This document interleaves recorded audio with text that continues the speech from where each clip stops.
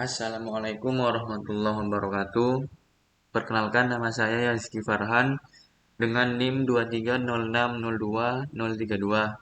Saya dari kelas A pagi ingin mempresentasikan CPK 3 dari matkul kecerdasan komputasi yang berjudul Algoritma Genetika untuk menyelesaikan masalah kesetaraan atau persamaan matematika sederhana.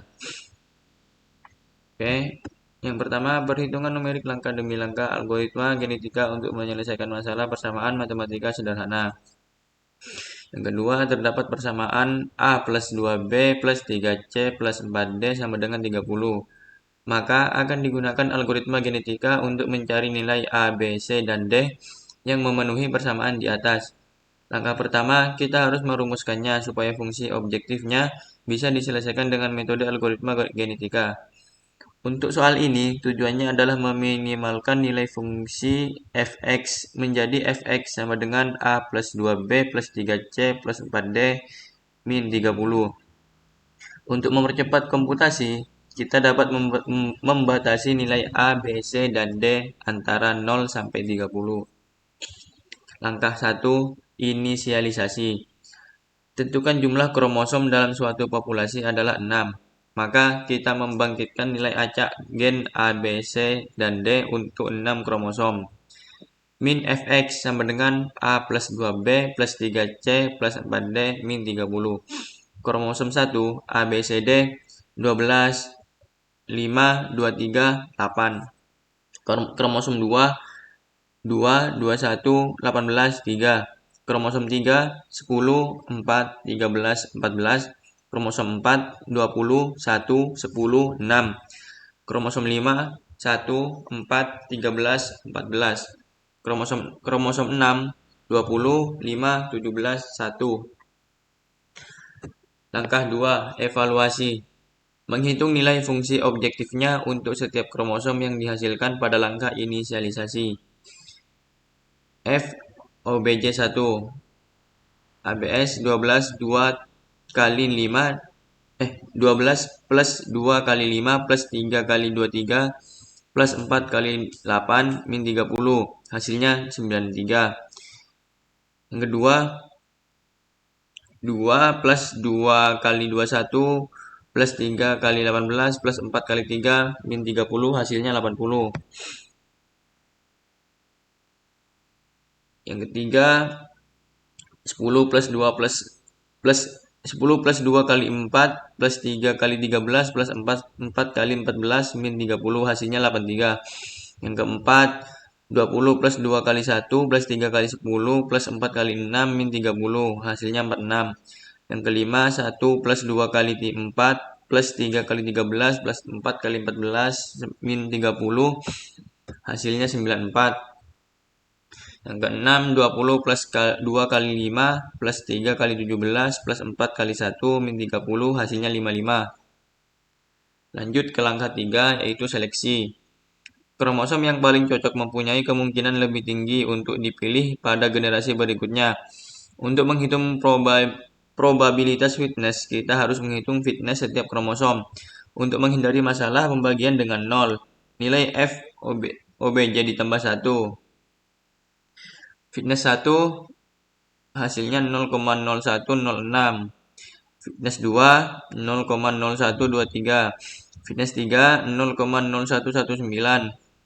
Fitness 4 0,0213. Fitness 5 0,0105. Dan fitness 6 0,0179. Dengan total di jumlah semua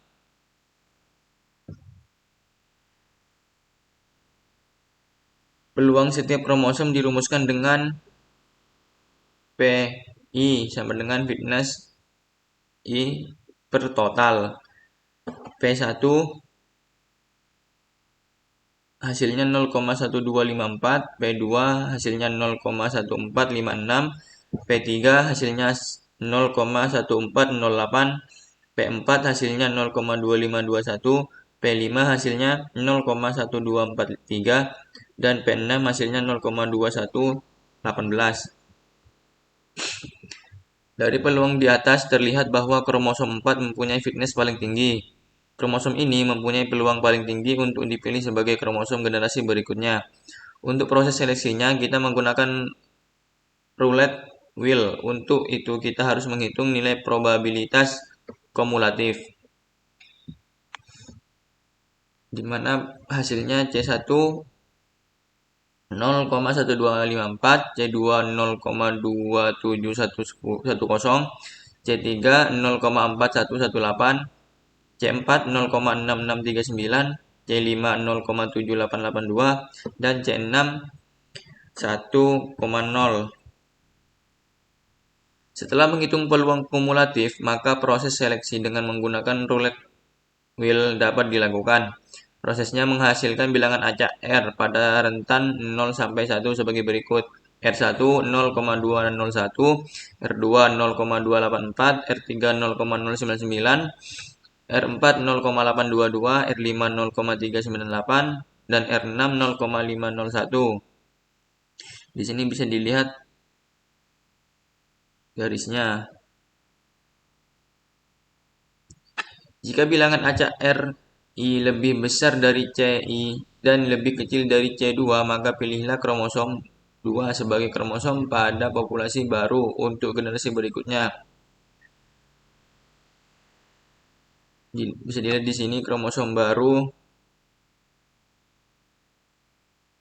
seperti ini dan menjadi seperti ini. Lanjut ke langkah 4, yaitu crossover. Dalam contoh ini, kita menggunakan one cut point, yaitu memilih secara acak posisi pada kromosom induk, kemudian menukar sub kromosomnya. Kromosom induk yang akan silang dipilih secara acak dan jumlah kromosom pasangan dikontrol menggunakan crossover rate PC parameter. Set code untuk proses crossover adalah sebagai berikut.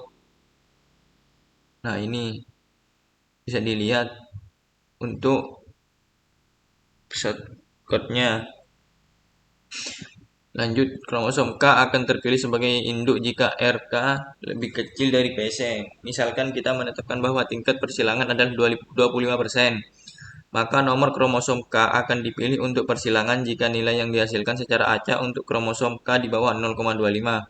Prosesnya sebagai berikut. Pertama, kita membangkitkan bilangan acak R sebagai banyaknya populasi.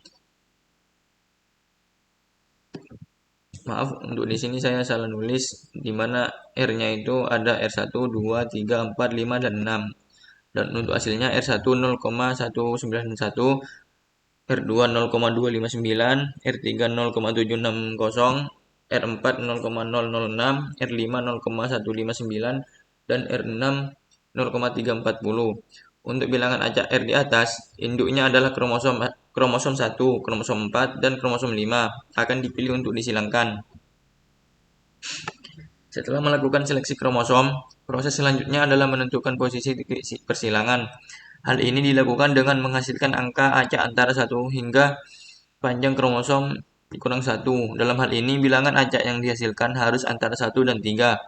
Setelah kita mendapatkan titik persilangan, kromosom induk akan dipotong pada titik persilangan dan gen-gennya akan dipertukarkan. Misalnya kami membuat 3 nomor acak dan kami mendapatkan C1 hasilnya 1, C2 1, dan C3 2. Kemudian untuk persilangan pertama, persilangan kedua, dan persilangan ketiga, gen induk akan dipotong masing-masing pada gen nomor 1, gen nomor 3. Misal, kromosom 1 bisa dilihat di sini. Dan hasilnya itu 2, 5, 27, dan 2. Kromosom 4 hasilnya 20, 4, 13, 14. Kromosom 5 hasilnya 10, 4, 18, dan 3. Dengan demikian, populasi kromosom setelah mengalami proses crossover sebagai berikut. Bisa dilihat di sini hasilnya dari kromosom 1 sampai kromosom 6. Langkah kelima, mutasi. Jumlah kromosom yang mengalami mutasi dalam suatu populasi ditentukan oleh parameter mutasi rate. Proses mutasi dilakukan dengan mengganti gen pada posisi acak dengan nilai baru. Prosesnya adalah sebagai berikut. Pertama, kita harus menghitung total panjang gen dalam populasi. Dalam hal ini total panjang gen adalah total gen sama dengan jumlah gen in kromosom dikali jumlah populasi, yaitu 4 kali 6 sama dengan 24. Proses mutasi dilakukan dengan membangkitkan bilangan bulat acak antara 1 dan total gen 1 hingga 24.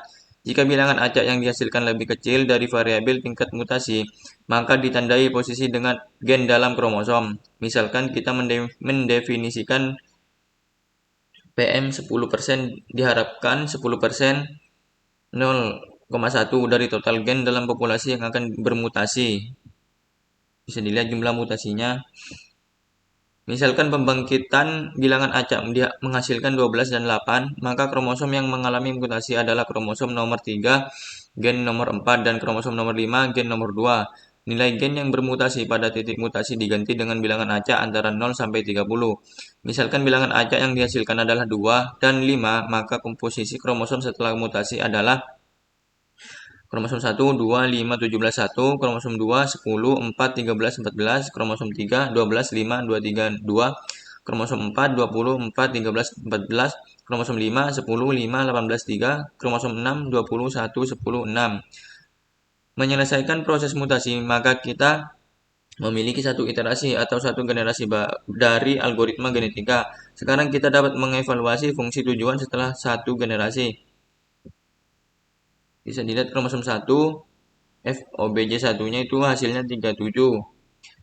Kromosom 2, FOBJ2-nya itu 77. Kromosom 3, FOBJ-nya 47.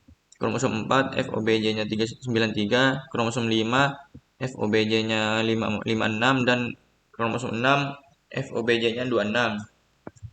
Di sini ada tabel di mana ada yang isinya ada kromosom dan FOBJ generasi 1 dan 2. Dari kromosom 1 sampai 6 bisa dilihat di sini generasi 1 dan generasi 2-nya. Dari evaluasi kromosom baru terlihat fungsi tujuan mengalami penurunan. Artinya kita mempunyai kromosom atau solusi yang lebih baik dibandingkan dengan kromosom generasi sebelumnya. Kromosom baru untuk iterasi berikutnya adalah sebagai berikut. Kromosom 1 yaitu 2, 5, 17, 1, kromosom 2, 10, 4, 13, 14, kromosom 3, 12, 5, 2, 3, 2, kromosom 4, 20, 4, 13, 14, kromosom 5, 10, 5, 18, 3, dan kromosom 6 yaitu 20, 1, 10, 6. Oke, sekian dari saya, kurang lebihnya mohon maaf. Assalamualaikum warahmatullahi wabarakatuh.